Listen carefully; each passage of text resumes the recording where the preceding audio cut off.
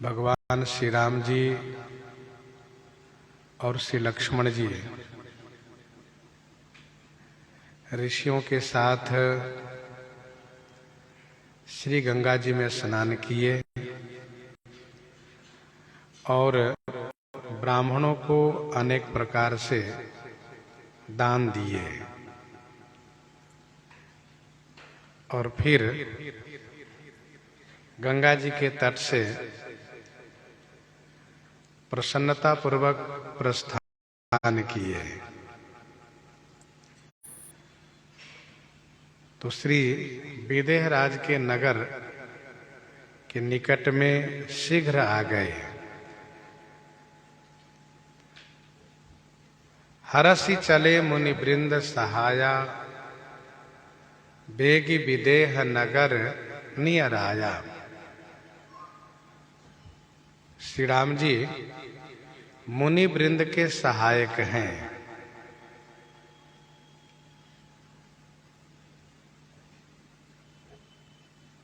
श्री राम जी को श्री गंगा जी में स्नान करने के बाद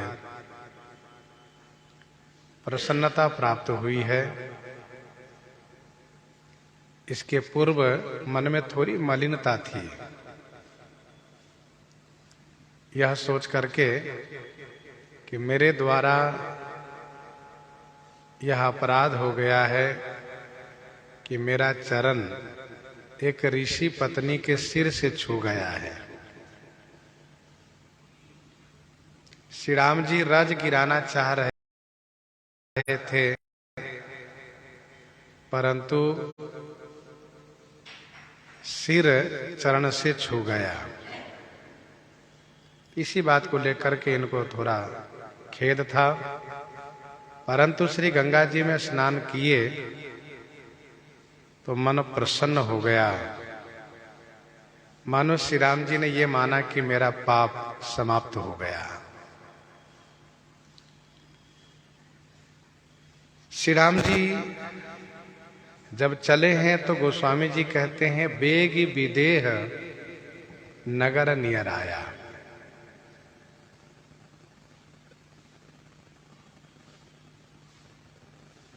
किष्किंधा कांड में कुछ इसी प्रकार की चौपाई है। आगे चले बहुरी रघुराया, ऋष्य मुख पर्वत नियर आया। नियर आया का अर्थ है निकट होना।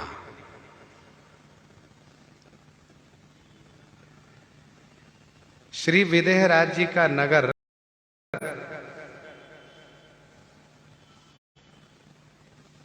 श्री राम जी के लिए निकट में आ गया, ऐसा भी कुछ संत कहते हैं।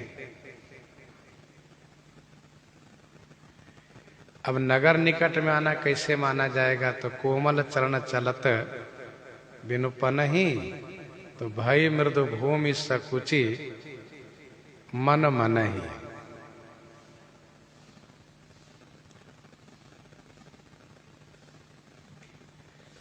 बढ़िया अर्थ ये होगा कि शीघ्र विदेहराज के नगर के निकट में आ गए।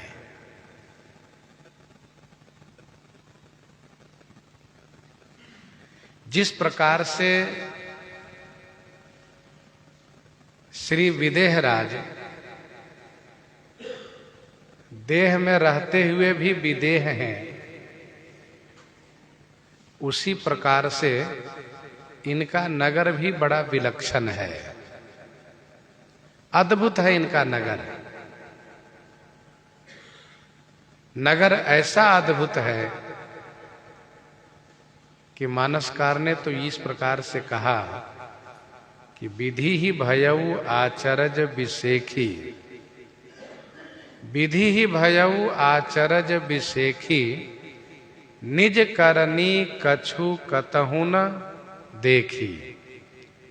विधि ही भयऊ आचरज विशेखी, निज करनी कछु कतहु न देखी। यह है नगर की विलक्षणता।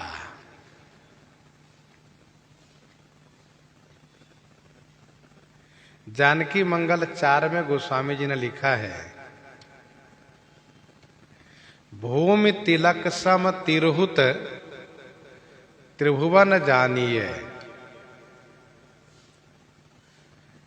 यह जो जनकपुर है श्री विदेहराज जी का नगर है,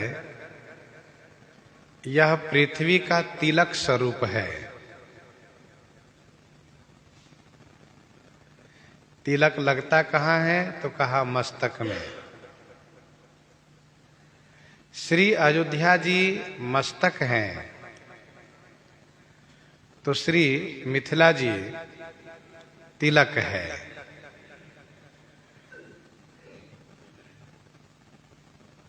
भाल से, मस्तक से तिलक की शोभा होती है।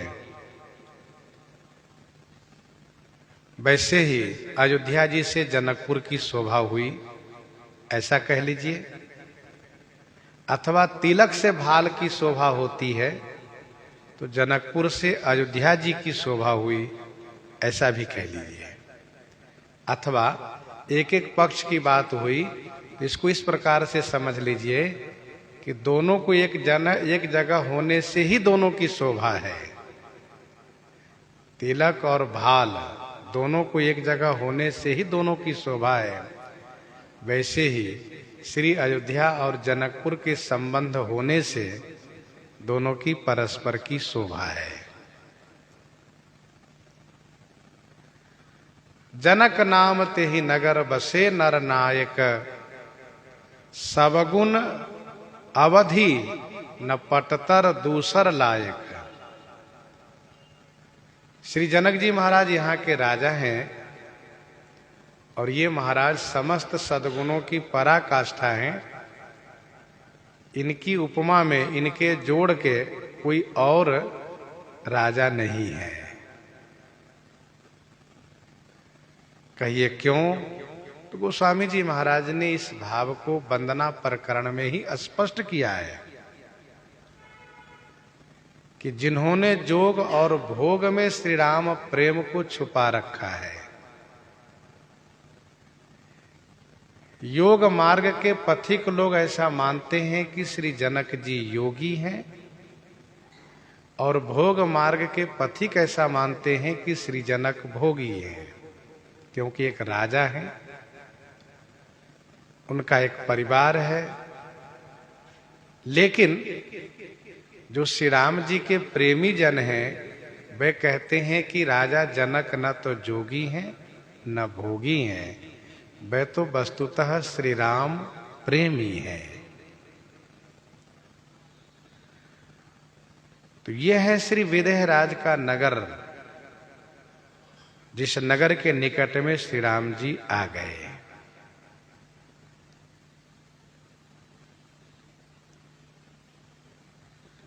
पुररम्यता राम जब देखी, हर्षे अनुज समेत बिसेखी। हर्षे अनुज समेत बिसेखी। पुररम्यता राम जब देखी, हर्षे अनुज समेत बिसेखी।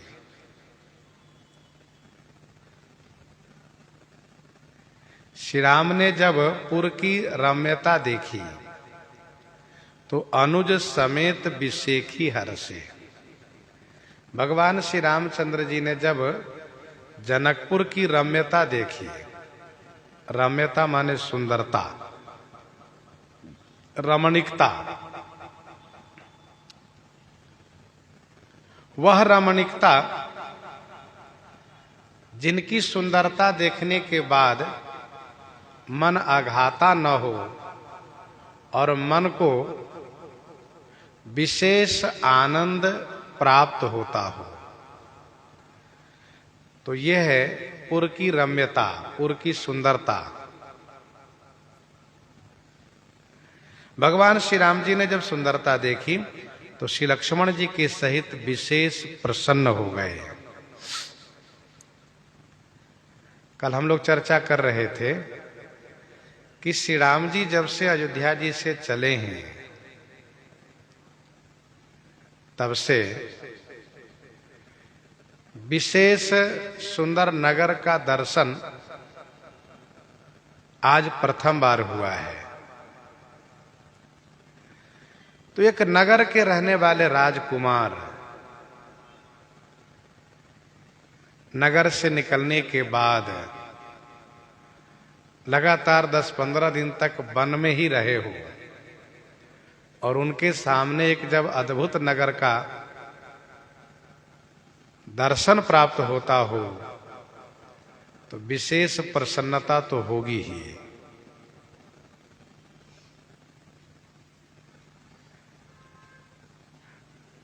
हर्षे अनुज समेत विशेखी, विशेखी कहने का भाव ये है कि ऐश्वर्य पक्ष में श्री राम जी तो जान ही रहे हैं कि यह मेरा ससुराल है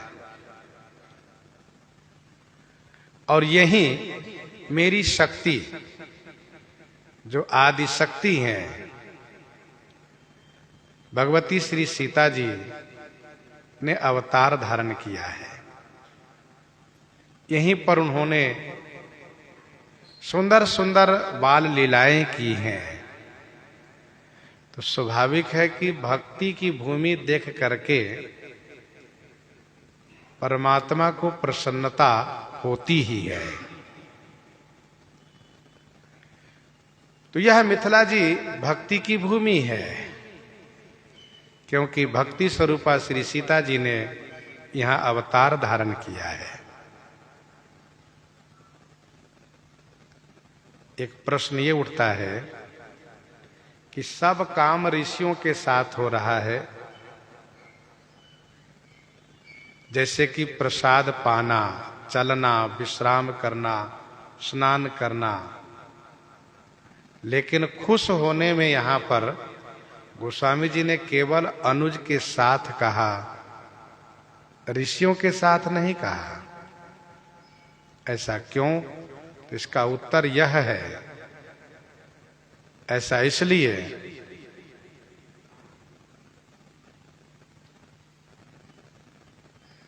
कि यहां पर ऋषि लोग सतोगुण प्रधान वाले हैं। ऋषि लोग सतोगुण प्रधान वाले हैं। जब वे भक्ति से संबंधित कोई वस्तु देखेंगे तब इनको प्रसन्नता होगी, क्योंकि भक्तों की रहनी में यही है कि जब वह भक्ति का चिन्ह देखते हैं तब प्रसन्न होते हैं। श्री हनुमान जी महाराज पूरी लंका में घूम लिए, परंतु जब उन्होंने विभीषण जी का घर देखा तब उनको प्रसन्नता प्राप्त हुई। राम आयुध अंकित गृह शोभा वरनि न जाई, नव तुलसी का वृंद तह देखी हरस कपीराई। बापी कूप सरित सरनाना, सलिल सुधा सम मनि सोपाना, सलिल सुधा सम मनि सोपाना।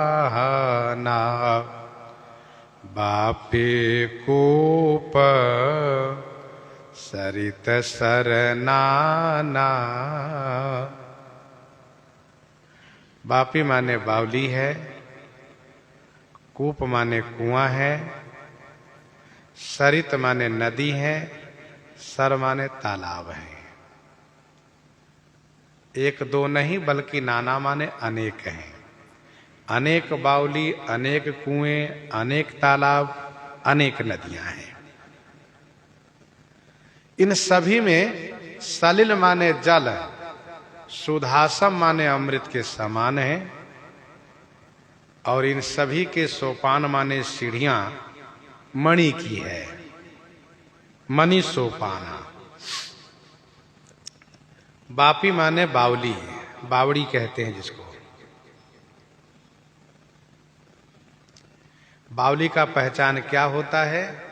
तो बावली का पहचान ये होता है कि जल के समीप तक पहुंचने के लिए पक्की सीढ़ी बनी हुई होती है, उसको बावली कहते हैं। उसका आकार भी बड़ा होता है, तालाब से छोटा और कुआं से बड़ा उसका आकार होता है। श्री अयोध्या जी में श्री वशिष्ठ कुंड को जब हम देखते हैं, ऐसा लगता है कि बावली इसी को कहा जाता है।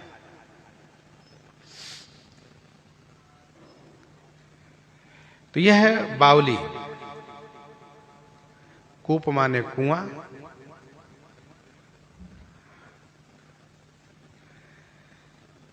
उस समय में तब बावली, कूप, तालाब यही प्रायः सभी गांव में हुआ करता था।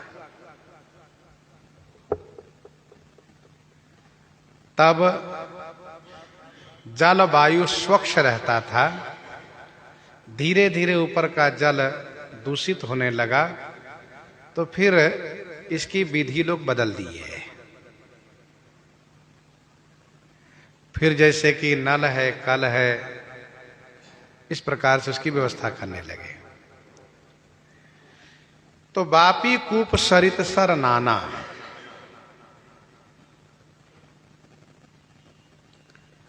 सरित माने नदियां हैं, सर माने तालाब हैं।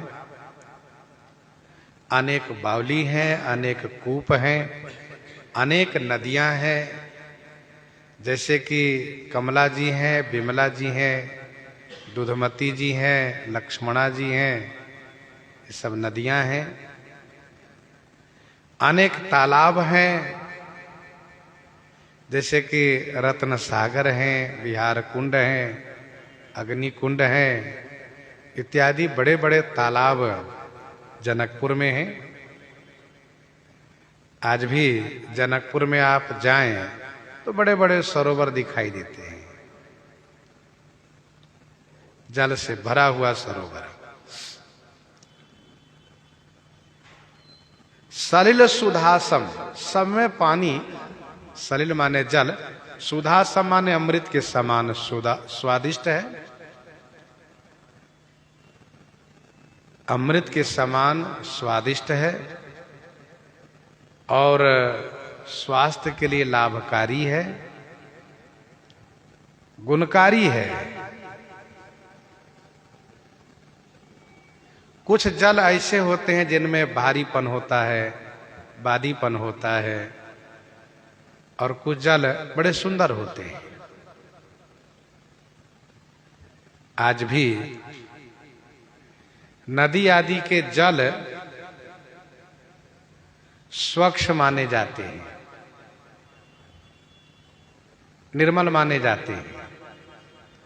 जहां पर कि एक तरफ विज्ञान से जुड़े हुए लोग, डॉक्टर लोग ये कहते हैं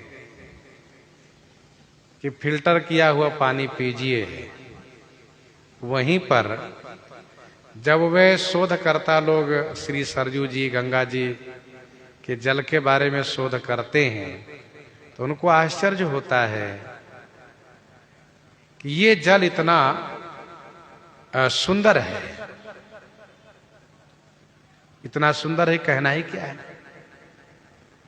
अभी कुछ ही दिन पूर्व एक संत हमसे कह रहे थे, चर्चा चल रही थी, तो किसी को कैंसर हो गया था और डॉक्टर ने उसे कह दिया था कि अब राम राम करो, दवा लेते रहो। फिर उसने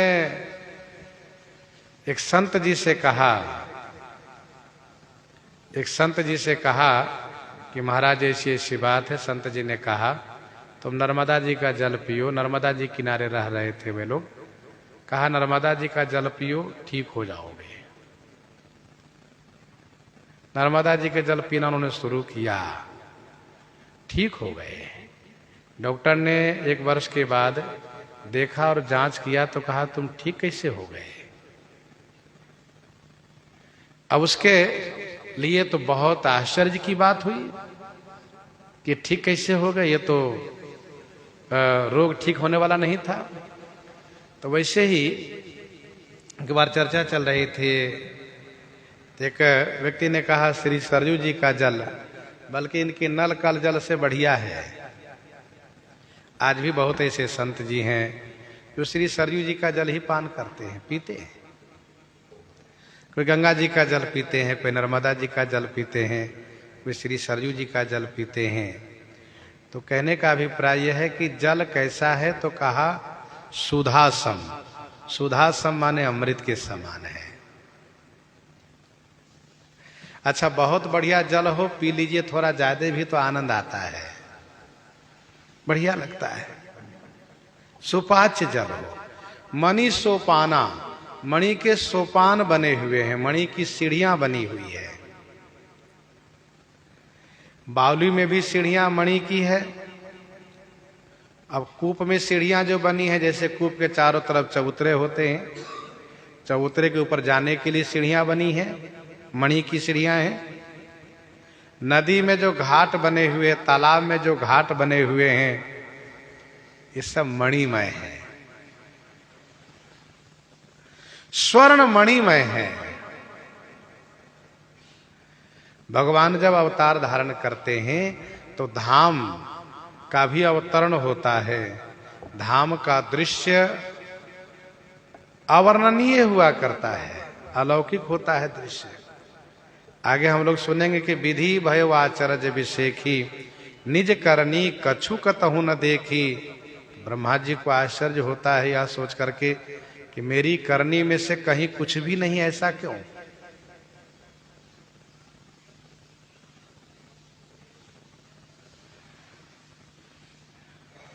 तो श्री अयोध्या जी हैं, श्री वृंदावन है, इन सब धामों की दिव्यता है। श्री काशी जी हैं, जनकपुर हैं, सबकी दिव्यता है।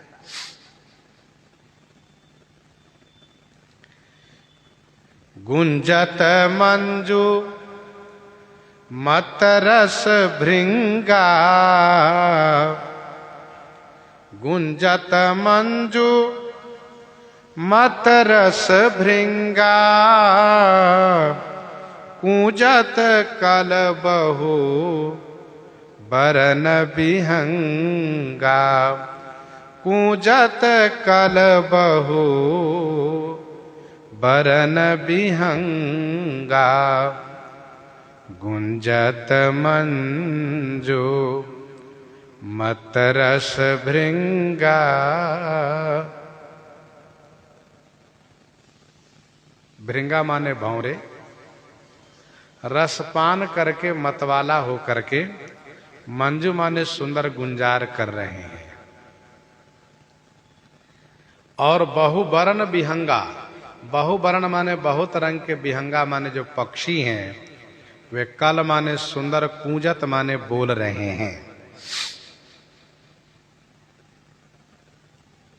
गुंजत मंजू मत रस भृंगा, भौरों ने पुष्प के मकरंद रस के पान करके मतवाले हो गए हैं और सुंदर गुंजार कर रहे हैं। मधुप मधुर गुंजत छवि लहही, बहुत रंग के विहंग माने पक्षी हैं,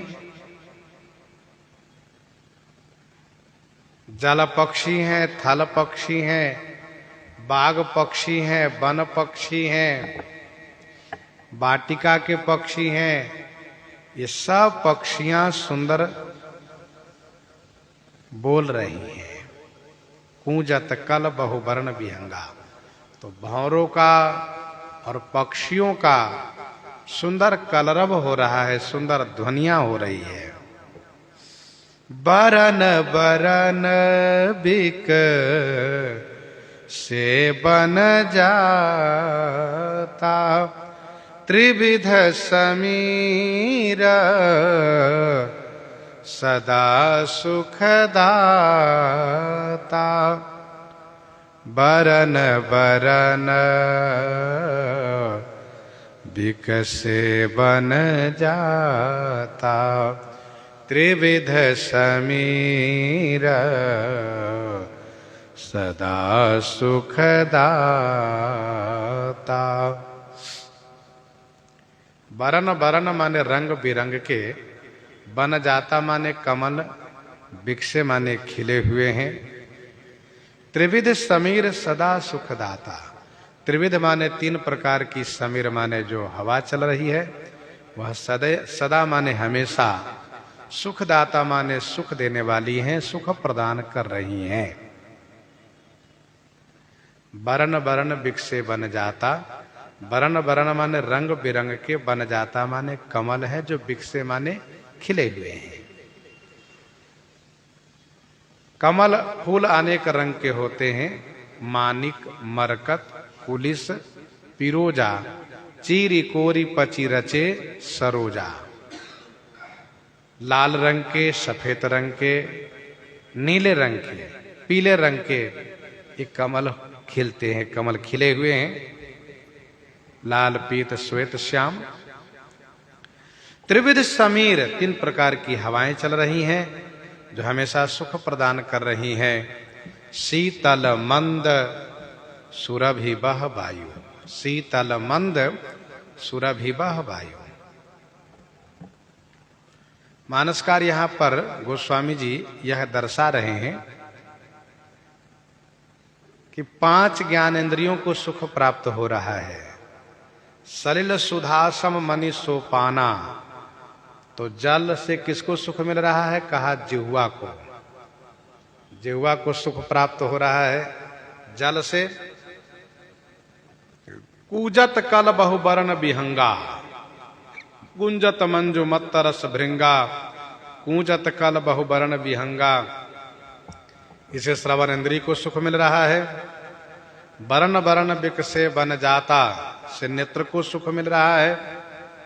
और त्रिविध समीर सदा सुखदाता से नासिका और त्वचा, इन दोनों को सुख मिल रहा है। नासिका और त्वचा दोनों को सुख मिल रहा है हवा से। सुमन बाटिका बाग बन, विपुल विहंग निवास, फूलत फलत सुपलवत, सोहत पुर चहु पास, सोहत पुर चहु पास। सुमन बाटिका बाग बन, विपुल विहंग निवास। सुमन बाटिका बाग बना, विपुल विहंग निवास, फूलत फलत सुपल्लवत, सोहत पुर चहु पास। सुमन वाटिका माने पुष्प वाटिका, बाग, वन, जहां विपुल विहंग निवास, विपुल माने बहुत से, विहंग माने पक्षियों का निवास है। फूलत फलत सुपल्लवत, वाटिका फूलती है, बाग फलता है। और वन सुपल्लवत माने सुंदर पत्तों से युक्त हैं, सुशोभित हैं। सोहत पुर चहु पास, पुर माने जनकपुर के, चहु पास माने चारों तरफ, सोहत माने सुशोभित हैं, सुंदर शोभायमान है। सुमन वाटिका बाग बन, विपुल विहंग निवास। जनकपुर के चारों तरफ, जनकपुर से सटा हुआ ये बागवन वाटिका है। जनकपुर के चारों तरफ पहले वाटिका है, नगर से सटा हुआ है, फिर इसके बाद बाग है, फिर वन है। वाटिका में फूल खिलते हैं, वाटिका में फूल की प्रधानता होती है, वहां पुष्प प्रधान पौधे लगाए जाते हैं, रंग बिरंग के सुंदर सुंदर फूल खिलते हैं। बाग में फल प्रधान वृक्ष लगाए जाते हैं, जहां अनेक प्रकार के फल लगे होते हैं, और वन में पत्ते प्रधान वृक्ष होते हैं। पत्ते से वन की शोभा होती है।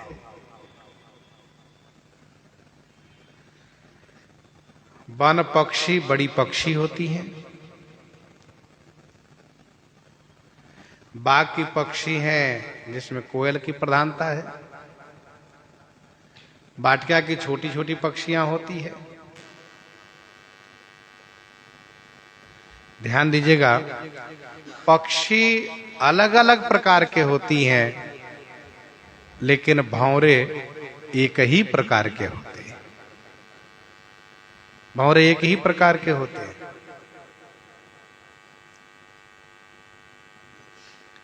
फूलत फलत सुपल्लवत, वाटिका फूलती है, बाग फलता है, और वन में सुंदर पल्लवत माने पत्ते हैं। सोहत पुर चहु पास, जहां नगर का वर्णन होता है वहां नगर के साथ साथ वाटिका बाग वन का भी वर्णन किया जाता है। जलाशय का ही वर्णन किया जाता है। वन बाग उपवन वाटिका सरकूप बापी सो है, लंका के वर्णन में।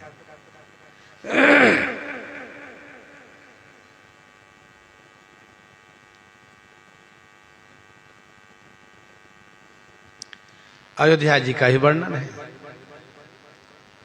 देखत पुरी अखिल अग भागा, वन उपवन वापिका तड़ागा।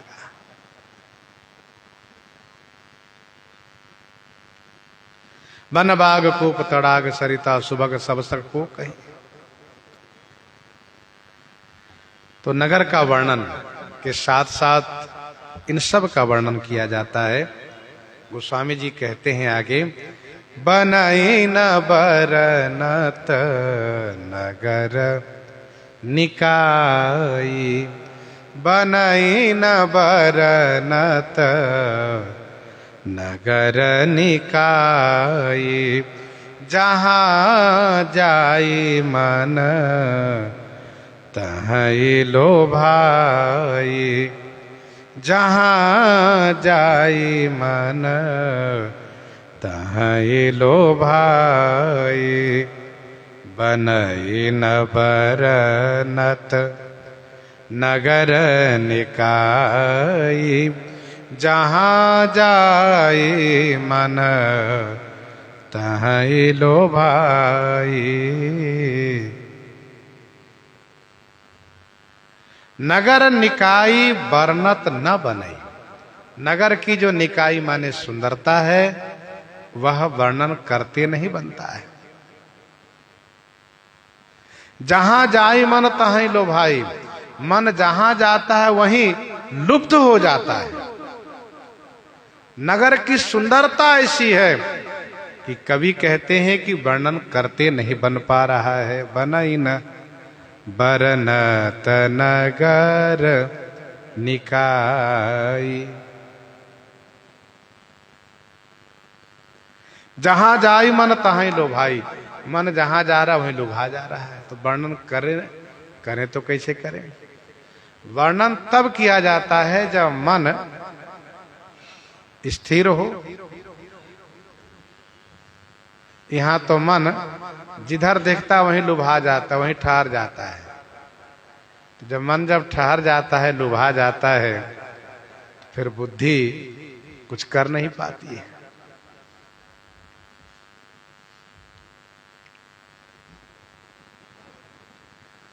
प्रश्न ये उठता है कि श्री राम जी तो अभी नगर के बाहर हैं, अभी तो अमराई में ठहरेंगे,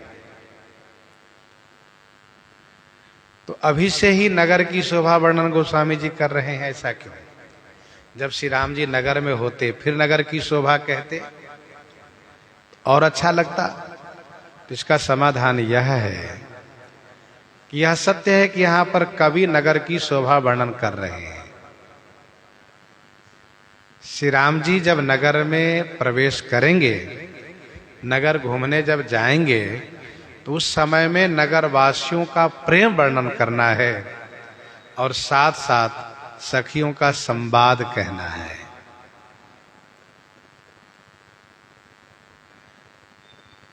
उस समय यदि नगर की शोभा वर्णन करने लगेंगे तो फिर नगरवासियों का प्रेम, सखियों के संवाद कहने में निरस्ता आ जाएगी।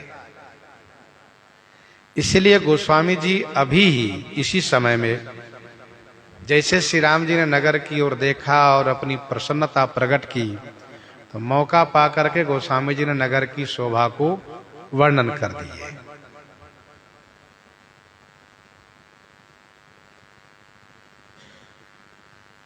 इसी प्रकार से और भी जगह गोस्वामी जी वर्णन किए हैं।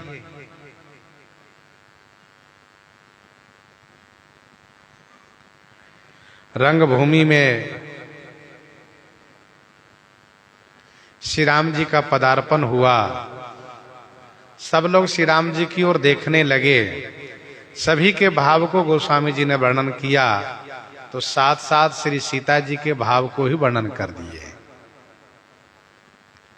राम ही चितव भाई जेहि सिया, सो स्नेह सुख नहीं कथनिया, उर अनुभवति न कहि सकसो, कवन प्रकार कहे कवि को, कवन प्रकार कहे कवि को। अभी श्री सीता जी का पदार्पण रंगभूमि में नहीं हुआ है, लेकिन गोस्वामी जी सभी के अवलोकन के भाव को जब प्रस्तुत कर रहे थे, तो श्री सीता जी के अवलोकन का भाव भी वर्णन कर दिए।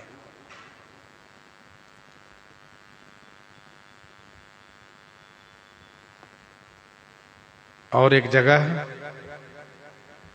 जब श्री राम जी धनुष की ओर देखते हैं धनुष तोड़ने के लिए, इधर श्री लक्ष्मण जी पृथ्वी के धारकों को सजग सावधान करते हैं।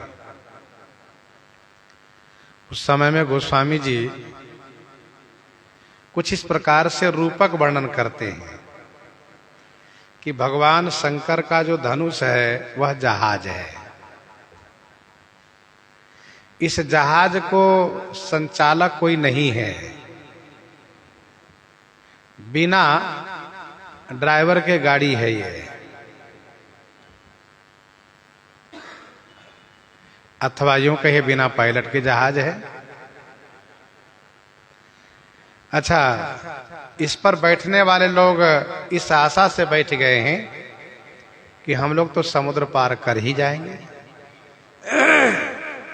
उस समुद्र है क्या? तो श्री राम जी के बाहों ये समुद्र है, बाहों समुद्र है, बल ही जल है। सब बैठ गए। कौन कौन बैठे? कहा सब कर संशय, अरु अज्ञानो मंद महीपन कर अभिमानो, से कर सो जनक पछतावा, रान कर दारुण दुख दावा। उसके साथ साथ एक और को बैठा दिए जिनका अभी बहुत दूर दूर तक कोई पता नहीं कहां है। कौन है? कहा भृगुपति केरी गर्भ गरुआई, भृगुपति केरी गर्भ गरुआई, सुरमुनि वरण केरी कदराई। तो भृगुपति केरी गर्भ गरुआई, श्री परशुराम भगवान का तो अभी दूर दूर तक कोई पता ही नहीं कहां है। सो पर गोस्वामी जी पहले उनको इस धनुष रूपी जहाज में बैठा दिए और गोस्वामी जी ने कहा ये जहाज डूबेगा, बहुत जल्दी डूबेगा। और कहां डूबेगा? कहा श्री राम जी के भुजारूपी सागर में डूबेगा, क्योंकि ये जहाज बिना कर्णधार के, बिना पायलट के है, ये जाएगा। और जहाज डूबा, उसके पर जो बैठे हुए पथिक थे सब डूब गए। तो यदि आप कोई कहे कि बताओ अभी तो परशुराम जी को पता ही नहीं, गोस्वामी जी पहले डुबा दिए उसको, तो गोस्वामी जी कवि हैं, भक्त कवि हैं। और कवि की विशेषता होती है कि कवि बहुत दूर दूर तक देखते हुए चलते हैं। कवि लोग बहुत दूर दूर तक देखते हुए चलते हैं। एक बहुत प्रसिद्ध लोकोक्ति है, जहां न जाए रवि वहां जाए कवि। तो गोस्वामी जी महाराज वहां पर भी वर्णन इस प्रकार से किए। इसमें काव्य की शोभा है, कोई हानि नहीं है। एक और स्मरण दिलाऊं आपको, एक और प्रसंग स्मरण दिलाऊं। जनकपुर में सब देवता लोग प्रकट हो रहे हैं विवाह मंडप पर। तो गोस्वामी जी ने कहा अग्निदेव भी प्रकट हो गए। अभी हवन शुरू नहीं हुआ है, लेकिन गोस्वामी जी ने पहले कह दिया, होम समय तनुधरी अनला अति सुख आहुति ले। होम समय तनुधरी अनला अति सुख आहुति ले। विप्रवेश धरि वेद सभा कही विवाह विधि दे। तो वैसे यहां पर श्री राम जी अभी नगर में प्रवेश नहीं किए हैं, लेकिन पहले ही गोस्वामी जी महाराज नगर की शोभा का वर्णन कर रहे हैं। बनई न बरनत नगर निकाय, बनई न बरनत नगर निकाय, जहाँ जाए मन तहे लोभाए। गोस्वामी जी कहते हैं मेरा मन जहां जा रहा है वहीं लुभा जा रहा है, एकदम से लुभा जा रहा है। मन कह रहा है यही अच्छा है, यही अच्छा है, यही अच्छा है। जैसे एक दुकान में आप जाइए और विभिन्न प्रकार के मिठाइयां रखी गई है और सब मिठाइयां अच्छी है, और मिठाई के प्रेमी भी हैं आप, तो फिर ये होता है कि जिधर देखो मन कहता यही अच्छा है, अरे यही अच्छा है, यही अच्छा है, सब अच्छा ही है। तो वैसे ही जहां जाए मन तहीं लो भाई, मन जिधर देखता है उधरे लुभा जाता है। एक बात और मैं आपसे बताऊं कि जैसे कोई नगर सोने की होती है, मतलब कोई नगर सोने की हो, कोई नगर चांदी की हो, कोई नगर लोहे की हो, कोई ईंट पत्थर की हो, तो अलग अलग वस्तुओं से बनी हुई वह नगर हो। जनकपुर जो है यह निकाय के नगर है। यह नगर निकाय के नगर है। निकाय माने सुंदरता के नगर है, नगर निकाय। जब निकाय के नगर है, निकाय माने सुंदरता के नगर है, तो वर्णन करते कैसे बने। अर्थात अलग अलग वस्तुओं से बनी हुई कोई राजधानी हो, और यहां तो जनकपुर निकाय से ही बनी हुई राजधानी है, मिथिलापुरी है ये। जहां जाई मन तहीं लो भाई, चारु बजारु विचित्र, अंबारी मणिमय विधि जनु स्वकर सवारी। चारु बजारु विचित्र अंबारी। गोस्वामी जी नगर के भीतर की शोभा को वर्णन कर रहे हैं। सुमन वाटिका बाग बना विपुल विहंग निवास, फूलत फलत सुपल्लवत सुहत पुर चहुपास। नगर के बाहरी शोभा को गोस्वामी जी वर्णन किए। और इस चौपाई में बनई न वर्णत नगर निकाय, जहां जाय मन तहीं लो भाई। इस चौपाई में नगर की समष्टि रूप में शोभा वर्णन किए। अभी दूसरी चौपाई से नगर की शोभा व्यष्टि रूप में वर्णन कर रहे हैं। चारु बजारू विचित्र अंबारी, मणिमय विधि जनु स्वकर सवारी। चारु माने सुंदर बाजार है। ध्यान दीजिएगा, किसी विशेष नगर की शोभा उस नगर के बाजार से होती है। लोग कहते हैं कि देखो भाई, हम चलते हैं लखनऊ के बाजार में। क्यों? यहाँ के बाजार में वो वस्तु नहीं मिल रही है। फिर कोई कहते हैं नहीं नहीं, लखनऊ तो एक प्रदेश की राजधानी है, हम चलते हैं दिल्ली के बाजार में, क्योंकि वह पूरे देश की राजधानी है। तो बाजार से नगर की शोभा होती है, और बाजार वो हो जिसमें कि ग्राहक के अपने मन के अनुकूल वस्तु मिलती हो। वह जैसा चाहता हो वैसा ही उनको प्राप्त होता हो। अच्छा, ग्राहक ये नहीं देखता है कि यह कितना महंगा है, उसको ये रहता है कि कितना सुंदर है, ये देखना रहता है। तो सभी नगर की शोभा होती है बाजार से, और कुछ नगर के बाजार के कुछ वस्तु के कुछ खास वस्तु की प्रसिद्धि होती है। अमुक अमुक नगर के बाजार की अमुक वस्तु विशेष प्रिय है। अलग अलग नगर के मिठाइयाँ, अलग अलग नगर के कपड़े, अलग अलग नगर के आभूषण, अलग अलग नगर के श्रृंगार के सब वो प्रसिद्ध है। दूर दूर से लोग वहीं जाते हैं कि भाई चलो वहाँ के बाजार में। तो ये है जनकपुर के बाजार, चारु बाजार। अयोध्या जी के बाजार का भी गोस्वामी जी ने वर्णन किया। बाजार रुचिर न बनई बरनत।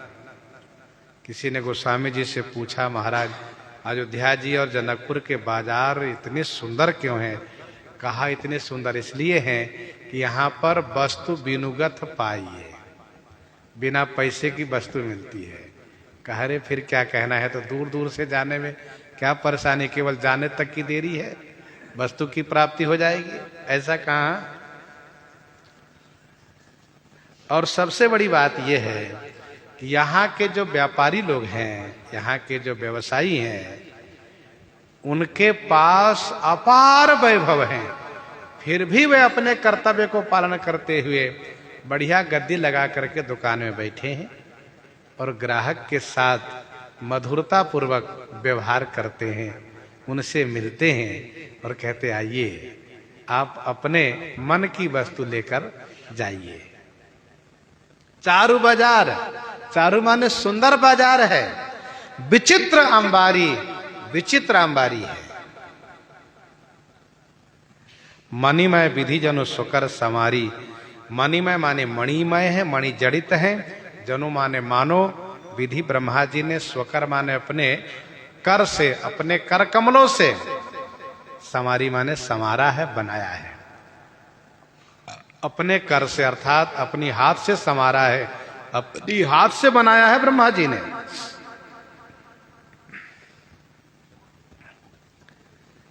बाजार की शोभा एक इस रूप में भी होती है कि दुकान की जो पंक्तियां होती है वह एक जैसी हो।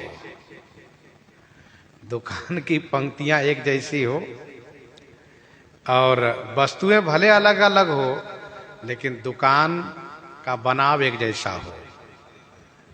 एक सज्जन कह रहे थे कि यहाँ पर एक जैसे बनाव है, जैसे कि 3 मंजिल है। 3 मंजिल है तो नीचे दुकान है, ऊपर मकान है, और उसके ऊपर और भी सुंदर वो रहने के लिए निवास स्थान ही है।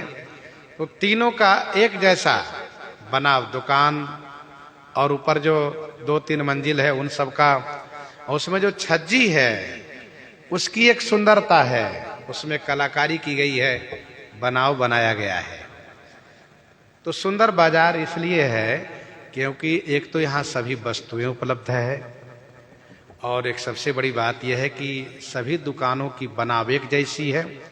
दुकानों की पंक्तियां देखिए, उसकी छज्जी देखिए, देखते ही मन मोह जाता है।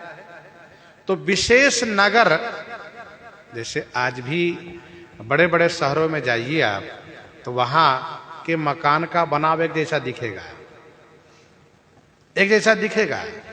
उसी प्रकार से बाजार के भी कुछ ऐसे हैं जहां पर कि एक जैसा बनाव हो। तो चारु बाजार विचित्र अंबारी। अंबारी माने जो अटारियां हैं उनकी पंक्तियां, अंबारी माने जो पंक्तियां हैं, बाजार के दुकान की जो पंक्तियां हैं वह। वैसे अंबारी अटारी को कहते हैं, जो अटारियां हैं उसको अंबारी कहते हैं। और अंबारी उससे भी कहते हैं जो छज्जी हो। तो यहाँ पर सबसे बढ़िया अर्थ समझने में ये आता है कि चारु बाजार विचित्र अंबारी।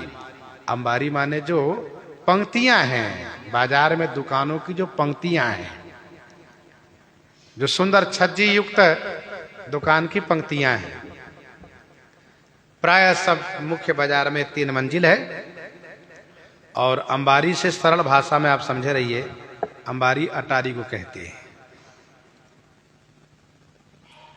विचित्र समारी, ये विचित्र अंबारी। विचित्र अंबारी का मतलब यह है कि बहुत चित्रित की गई अंबारी है, ये चित्रित की गई है, कलाकारी की गई है।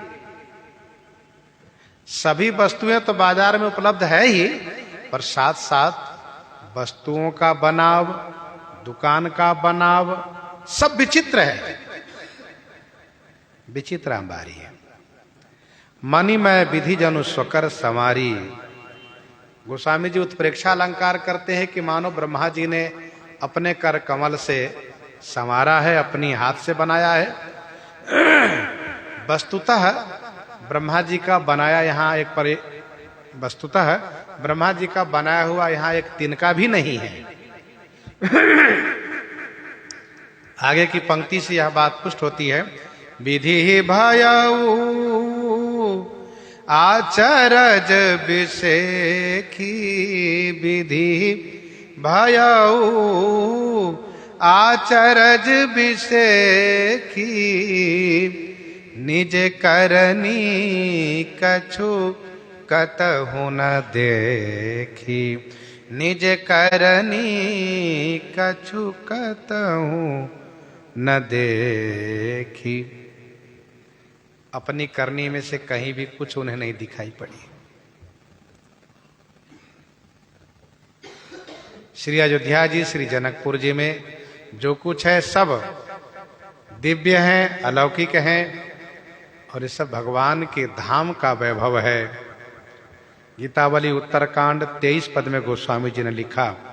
गीतावली उत्तरकांड 23 पद में, देखत अवध को आनंद, देखत अवध को आनंद, नगर रचना सिखन को विधि तकत बहुविधि बंद। निपट लागत अगम ज्यों जलचरण ही गमन सुछंद। देखत अवध को आनंद। चारु बाजारु विचित्र अंबारी। मणिमय विधि जनु स्वकर सवारी।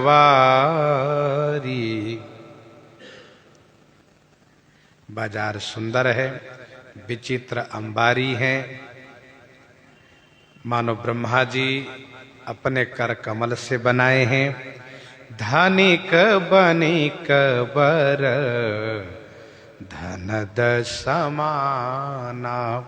बैठे सकल वस्तु लई नाना। धनिक बनिक बर धनद समाना। बैठे सकल वस्तु लई नाना। बैठे सकल वस्तु लई नाना। धनिक बनिक जितने बनिक माने बनिया लोग हैं, व्यापारी लोग, सब धनिक हैं। धनिक माने धनाढ्य हैं, सब वैभववान हैं। कैसे? कहा बर धनद समाना। बर माने श्रेष्ठ है, धनद समाना, धनद माने कुबेर के समान है। इतने बड़े वैभववान होते हुए भी अपना कर्तव्य अवश्य पालन कर रहे हैं। नाना सकल वस्तु लय बैठे। नाना माने अनेक संपूर्ण वस्तुओं को लेकर के बाजार में बैठे हुए हैं। ये श्री राम राज्य की विशेषता है। श्री राम राज्य में यही विशेषता है कि वैभव होने के बाद भी अपने कर्तव्य से विमुख नहीं होते, अपने कर्तव्य का पालन करते हैं। कर्तव्य से कोई समझौता नहीं करते हैं। वर्णाश्रम निज निज धर्म निरत वेद पथ लोग चलहि सदा पावहि सुख ही नहीं भय शोक न रोग, नहीं भय शोक न रोग। जब हम कर्म करने में प्रमाद करते हैं, कर्तव्य पालन से जब विमुख होते हैं, तभी हमारे लिए बुरे दिन आने लगते हैं। इसलिए धन संपत्ति की प्राप्ति का मतलब ये नहीं है, सुख प्राप्ति का मतलब ये नहीं कि आप कर्म से, कर्तव्य से विमुख हो जाइए। कर्तव्य पर रहिए। अच्छा कर्तव्य था इसलिए अच्छा मिला है, कर्तव्य अच्छा रखिए जिससे आगे भी अच्छा मिले। माना कि एक बार कमा करके धन संग्रह कर लिए, अब कमाना बंद कर दिए तो होगा क्या? जो रखा हुआ है सब धीरे धीरे समाप्त हो जाएगा। फिर क्या करोगे? फिर तो बहुत दुखी हो जाओगे। इसीलिए यह नियम है कि अपना कर्तव्य सब करें। बैठे बजाज सराफ बनिक अनेक मनहु कुबेर ते, अनेक मनहु कुबेर ते। समान कुबेर के समान है, फिर भी सब दुकान में बैठते हैं।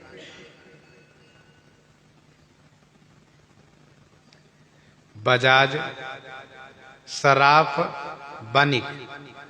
बजाज कपड़े का व्यवसाय कर रहे हैं, सराफ सोने चांदी मणि का धंधा कर रहे हैं, बनिक अन्न खाने पीने की चीज को धंधा कर रहे हैं। तो बैठे बजाज सराफ बनिक अनेक मनहु कुबेर ते।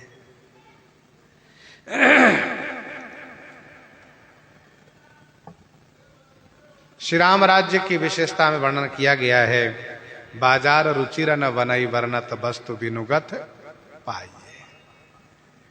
अब बिनुगत वस्तु पाइए की चर्चा हम लोग उसी पंक्ति पर सुनते हैं विस्तार से। लोगों को बड़ा आश्चर्य होता है, बताओ बिना पैसे दिए सामान मिल रहा है, लेके घर भर लो। देखो भाई, जहां ये पता है कि घर की वस्तु अपनी है, तो जितने खाने की चीज जितनी आवश्यकता उतने लेंगे, ऐसा नहीं लेकर के सब कमरे में भर लेंगे, सो नहीं होता है। तो सब में उदारता है और इस प्रकार की सब व्यवस्था है, सब अपने अपने कर्तव्य को कर रहे हैं, सब संतोषी हैं। जितनी आवश्यकता है उतना ही वस्तु का उपयोग करते हैं। विस्तार से वहां पर श्रवण करेंगे, चर्चा करेंगे। और चौहट सुंदर गली सुहाई, चौहट सुंदर गली सुहाई, संतत रहही सुगंध सिंचाई, संतत रहही सुगंध सिंचाई। चौहट सुंदर गली सुहाई। चौहट माने चौराहे सुंदर हैं, चौक, जहां चारों तरफ से, जहां से चारों तरफ रास्ता गया हो उसको चौराहा चौक कहते हैं। चौक चौराहा सुंदर है। गली सुहाई, गलियां सुंदर हैं। संतत रही सुगंध सिंचाई, संतत माने हमेशा, वह गलियां सुगंधों से अभिसिंचित रहती हैं। अर्गजा आदि सुंदर सुगंधित द्रव्यों से अभिसिंचित रहती हैं गलियां, जो गलियां हैं। संतत रहे सुगंध सिंचाई। मृगमद चंदन कुमकुम कीचा, मृगमद चंदन कुमकुम कीचा, मचे सकल बिथिन बिच बीचा, मची सकल बिथिन बिच बीचा। मृगमद चंदन कुमकुम कीचा, मचे सकल बिथिन बिच बीचा।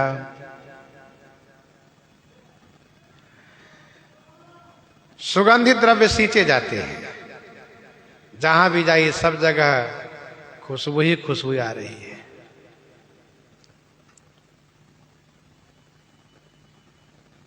जनकपुर में एक कुंड है जिसका नाम है अर्गजा कुंड, उसका नाम अर्गजा कुंड ही है।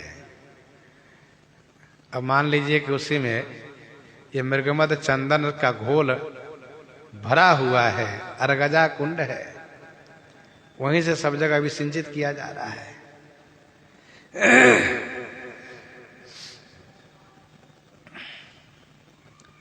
मंगलमय मंदिर सब के रे, मंगलमय मंदिर सब के रे, चित्रित जनु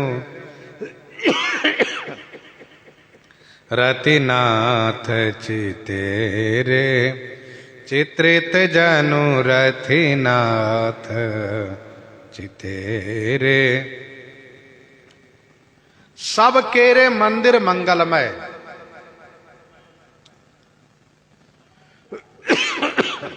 सब केरे माने सभी के मंदिर माने महल मंगलमय। चित्रित जनु रतिनाथ चितेरे, ऐसे चित्रित हैं, चित्रकारी की गई है कि जनु रतिनाथ चितेरे। जनु माने मानो, रतिनाथ माने रति के पति कामदेव ने चित्रकारी की हो।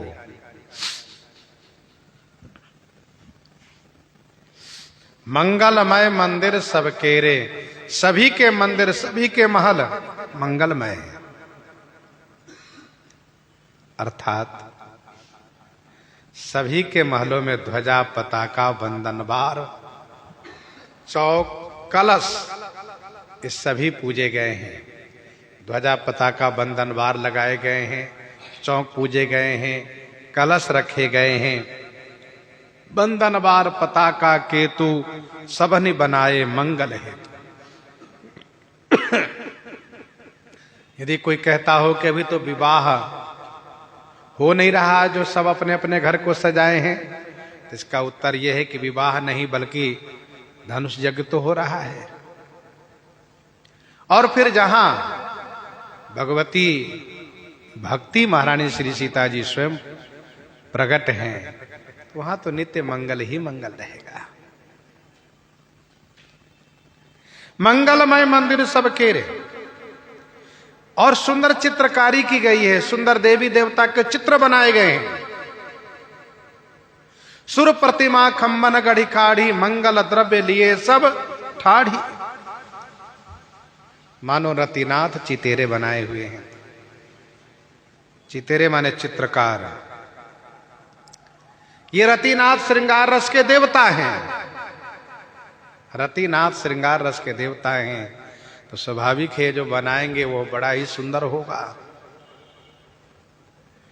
पुर नर नारी सुभग शुचि संता पुर नर नारी सुभग शुचि संता धर्मशील ज्ञानी गुणवंता धर्मशील ज्ञानी गुणवंता पुर नर नारी सुभग शुचि संता।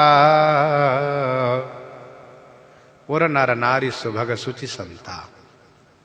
पुर के नर नारी सुभग माने सुंदर हैं, शुचि माने पवित्र हैं, संता माने संत हैं, सब धर्मशील हैं, सब ज्ञानी हैं, सब गुणवंता माने सब गुणी जन हैं, गुणवान हैं सब।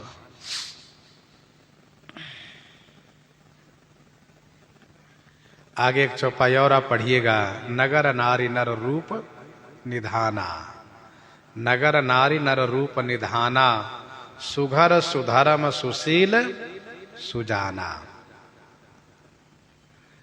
पुर नर नारी सुभग शुचि संता। पुर के सभी नर नारी सुभग हैं, सुभग माने सुंदर हैं। ध्यान दीजिएगा, जो धर्म मार्ग पर चलने वाला हो, जो धर्म पथ पर चलने वाला हो, जो धर्माचरण करने वाला हो, वह सुंदर होता है, सुभग है, सुंदर है। धर्म का प्रभाव होता है कि उसमें सुंदरता होती है। शुचि माने पवित्र हैं, सब पवित्र आचरण करते हैं, पवित्रता के साथ रहते हैं, और सभी संत स्वभाव के हैं, सब संत हैं, अर्थात सभी उपासक हैं, सब भक्ति करते हैं।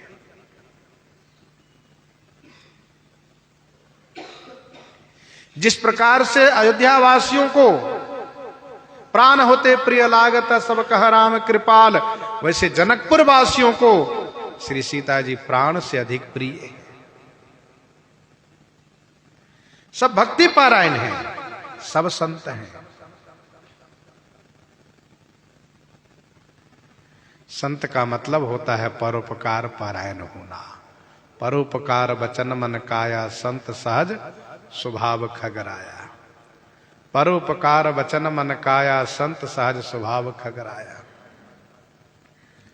धर्मशील हैं, कोई बलशील होता है, जिसके पास अधिक बल हो बलशील कहलाता है। कोई धनशील होता है, जिसके पास बहुत धन हो। कोई विद्याशील होता है, जो बहुत विद्वान हो।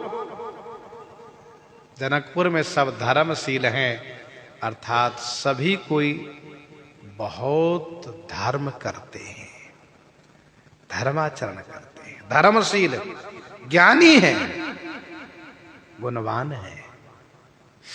ज्ञानी है अर्थात इन सबको यह विदित है कि भैया हो संसार का जो नानत्व रूप है वह मिथ्या है।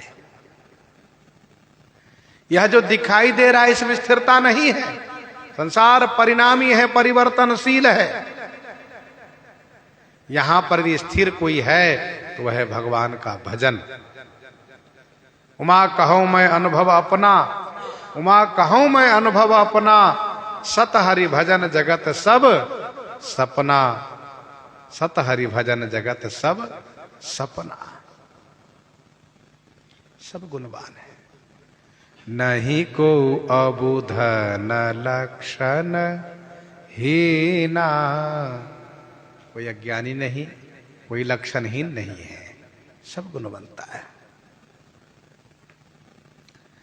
अति अनूप जहाँ जनक निवासु, बिथ कहीं विबुध बिलो की बिलासु। अति अनूप जहाँ जनक निवासु, बिथ कहीं विबुध बिलो की बिलासु। जहाँ जनक निवासु, जहां महाराजा श्री जनक जी का निवास स्थान है, वह अति अनूप है। बिथ कहीं विबुध बिलोकी बिलासु।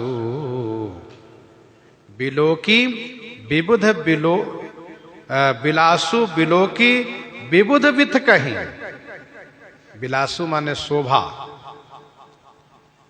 श्री जनक निवास की शोभा को बिलोकी माने देख करके, विबुध माने विशेष बुद्धिमान जो देवता लोग हैं, वे बिथ कहीं माने स्थगित रह जाते हैं, जड़वत रह जाते हैं। अति अनूप जहाँ जनक निवासु। बिथ कहीं विबुध बिलोकी बिलासु।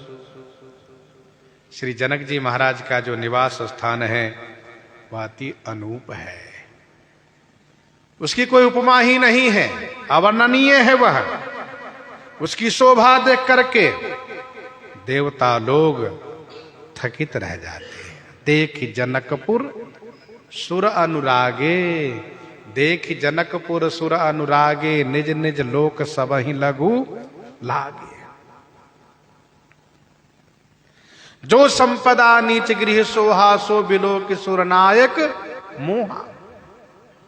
ऐसा वैभव है जनकपुर में। होत चकित चित कोट बिलोकी, सकल भुवन सो भाजनु रोकी।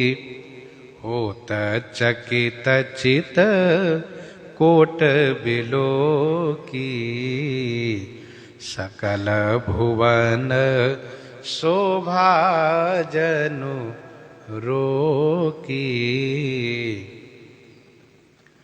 कोट माने जो किला है, उसको देखने से चित्त चकित हो, चित्त चौकन्ने हो जाता है। किला को देख करके चित्त चौकन्ना हो जाता है। ये किला ऐसा दिख रहा है कि मानो सकल भुवन शोभा रोकी। जनु माने मानो इस किले ने संपूर्ण भुवन माने ब्रह्मांड की शोभा को रोक रखा है, अर्थात संपूर्ण ब्रह्मांड से अधिक सुंदर यहाँ की किला है। इस किले ने संपूर्ण भुवन की शोभा को रोक लिया है। धवल धाम मनि पौरट पट, सुघटित नाना भांति, सिय निवास सुंदर सदन, शोभा के में कही जाती। गोस्वामी जी महाराज इस प्रकार से जनकपुर की शोभा, राजमहल की शोभा, श्री सीता जी के निवास की शोभा वर्णन कर रहे हैं। प्रसंग को हम आप यहीं प्रहृदयंगम करें। आइए श्रवण करते हैं श्री भक्तमाल जी से।